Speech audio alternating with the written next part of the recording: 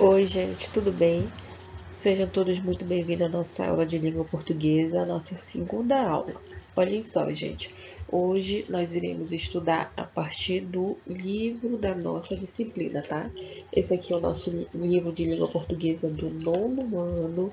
Esse livro vocês estarão recebendo da escola. Este livro que irá estar direcionando o nosso estudo, os nossos conteúdos no ano letivo de 2020, ok? Olhem só, o nosso primeiro conteúdo deste livro é o gênero textual poema protesto. Mas para isso nós iremos revisar o gênero textual poema, tá?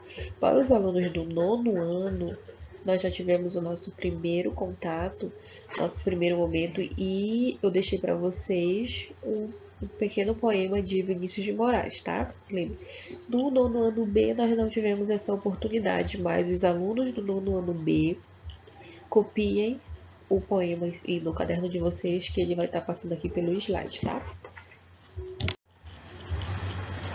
O poeta é um fingidor, finge tão completamente que chega a fingir que é dor, a dor que deveras sente. Esse foi uma definição de poema, da definição do que é o poeta, tá? Do nosso autor Fernando Pessoa. Vamos ver um pouquinho sobre o surgimento do poema? Olha só, na Grécia Antiga, o poema foi a forma predominante de literatura, tá? O que é literatura? Literatura é a arte da palavra, tá? Na disciplina de arte, nós estudamos que a arte ela é a expressão através da pintura, através dos desenhos, tá? O pintor, o artista, quando ele quer expressar algo, quando ele quer expressar um sentimento, quando ele quer expressar uma revolta, quando ele quer expressar um amor por algo ou alguém, ele expressa por meio da arte, por meio da pintura, na literatura, por meio da palavra, tá? Olha só, na Grécia Antiga, o poema foi a forma predominantemente de literatura. Na Grécia Antiga, nós só tínhamos o poema como a expressão da arte da palavra.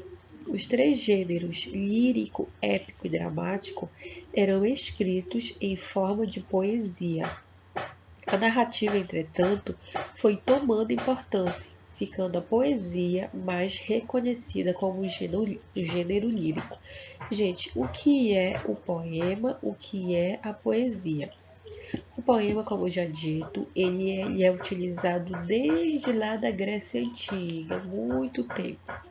O poema, gente, é um gênero textual em que nós temos aquela estrutura, verso, estrofe, tá bom? Isso é o poema. O poema é a estrutura.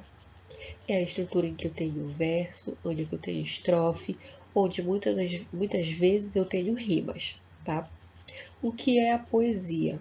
A poesia é o sentimento do autor, tá bom? É o que o autor quer expressar, é o que o autor quer transformar em arte por meio das palavras. Tá? Na Grécia Antiga, a narrativa, entretanto, foi tomada importância, ficando a poesia mais relacionada ao gênero lírico. O gênero lírico é aquele que enfatiza a questão do emocional. Bom, então, o poema, gente, basicamente, ele é ligado a isso. Ele é ligado à expressão do que eu sinto, à expressão do que eu quero dizer, por meio daquela estrutura, verso, estrofe, rima, ok? A poesia tinha uma forma fixa, ou seja, o poema e a poesia, eles tinham formas fixas, que é como eu falei para vocês, o poema é a estrutura. Seus versos eram metrificados, isto é, observavam os acentos, a contagem silábica, o ritmo e as rimas. Isto mudou com a influência do modernismo. Como dito, na Grécia Antiga, uma das únicas formas de literatura era o poema. E lá nessa época, a questão da estrutura, da rima, dos versos, tudo rimando, aquilo lá era muito forte. Hoje, com a influência do movimento modernista que aconteceu no início do século XX, houve essa ruptura. A partir disso, não foi mais, olha só, surgido na Europa que buscava a ruptura com o classicismo. Atualmente, o ritmo dos versos foi liberado e temos chamados versos livres que não seguem nenhuma métrica. Gente, o que mudou? A estrutura do poema, tá? Antigamente, o poema ele tinha que seguir à risca as rimas, o número de verso, o número de estrofe. Hoje em dia, isso é livre, tá? Os poemas eles podem ainda seguir à risca a questão das rimas, mas hoje é livre, não é mais obrigatório. Mas o que não mudou, a questão da poesia, do sentimento do autor, do que o autor quer expressar por meio desse gênero textual. O que é um poema? Anotem, tá? O poder das palavras. O poder de palavra. Eis aí a síntese do que pode ser aplicado ao conceito de poema. Haja vista que ele se constrói realmente com palavras, mas não com aquelas palavras ditas com precisão absoluta, proferidas de modo objetivo, como ocorre no texto informativo, por exemplo.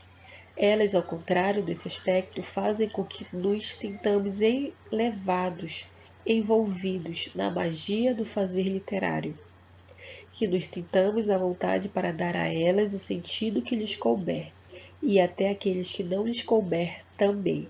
No poema, gente, nós temos aquilo que os artistas chamam de liberdade poética, tá? Muitos poemas, eles até são escritos com palavras que estão em desacordo com a gramática. Por quê? Porque o principal objetivo é o sentimento do autor. O que é o autor quer expressar naquele momento? Ok? Por isso que aqui o autor, ele diz que o poema é o que? É o poder de palavra, tá? É o poder de palavra. Do que o poema precisa? Lembra que eu falei para vocês que o poema é a estrutura? Nós temos duas palavras que são muito conhecidas, o poema e a poesia. O poema é a estrutura, lembra que eu falei para você?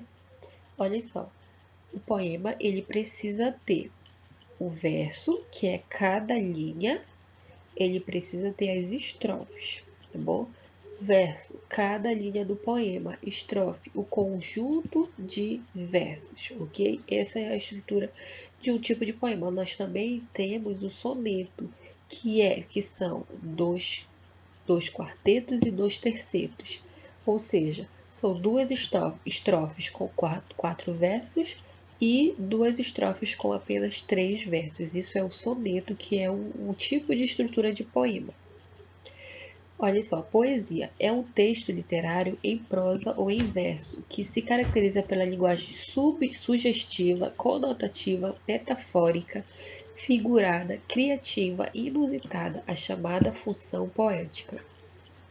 Por meio da poesia, o autor ele vai expressar o que ele sente, ele vai dizer o que ele está sentindo naquele momento. Por quê? Porque ele tem a liberdade. E por meio da poesia, a linguagem da poesia, como aqui o texto diz, ela é sugestiva, conotativa, metafórica, figurada. Ok? Essa é uma das características do poema. Olha, gente, aqui o poema que eu falei para vocês, Soneto de Fidelidade. Esse poema, os alunos do nono ano A já estão com ele no seu caderno. Os alunos do nono ano B precisam copiar. Vinícius de Moraes, Soneto de Felicidade. De tudo ao meu amor serei atento, antes e com tal zelo, e sempre e tanto, que mesmo em face do maior encanto, dele se encante mais meu pensamento. Quero vivê-la em cada bom momento, e em seu louvor hei de espalhar meu canto, e rir meu riso e derramar meu pranto, ao seu pesar ou seu contentamento. E assim quando o bastardo me procure, quem sabe a morte, angústia de quem vive, quem sabe a solidão, fim de quem ama, eu possa me dizer do amor que tive, que não seja imortal o posto que a chama, mas que seja infinito enquanto dure. Vinícius de Moraes, Soneto de Fidelidade. Gente, observem aqui que aqui o autor, Vinícius de Moraes, ele vem expressar o que ele sente, o que ele tem a dizer sobre o amor que ele está vivendo naquele momento. Ou seja, ele expressa que ele se dedicará naquele momento. Olhem aqui quando ele diz que eu possa me dizer do amor que tive, que não seja imortal, posto que a chama, mas que seja infinito enquanto dure. Aqui Vinícius ele expressa que o que ele está sentindo, ele de alguma forma ele está vivendo intensamente. Rimas. As rimas fazem parte dos poemas, tá? Embora um poema não precise ter rimas para ser poema, é uma das coisas que mais embelezam e tornam agradável a leitura de um poema. Então, como rimar? Existem vários jeitos de combinar rimas. Por exemplo, numa poesia de 4 linhas, nós combinamos A, B, C e D. Olhem só. A com B e C com D. Primeira, segunda, terceira, quarta. Olha, eu vou explicar para vocês aqui no trecho do poema Soneto de Fidelidade de Vinícius de Moraes. Olhem, observem. De tudo ao meu amor serei atento, antes e com tal zelo, e sempre e tanto, que mesmo em face do maior encanto, dele se encante mais meu pensamento. Observem a terminação da palavra atento, entanto, encanto, pensamento. Atento, ele vem rimar com quais dessas três? Isso, olha, pensamento, atento, pensamento, elas rimam. Ou seja, aqui a rima é A e D. A, D é a rima. E agora aqui, olha, sempre e tanto, do maior encanto. Tanto e encanto estão rimando. Então, aqui a rima é A e D, C, B e C, tá bom? Perceberam? Para rimar, você vai dividir os versos do seu poema em A, B, C e D. E você pode fazer a rima A e B, C e D, ou A e D, B e C, tá bom? A rima, ela funciona dessa maneira.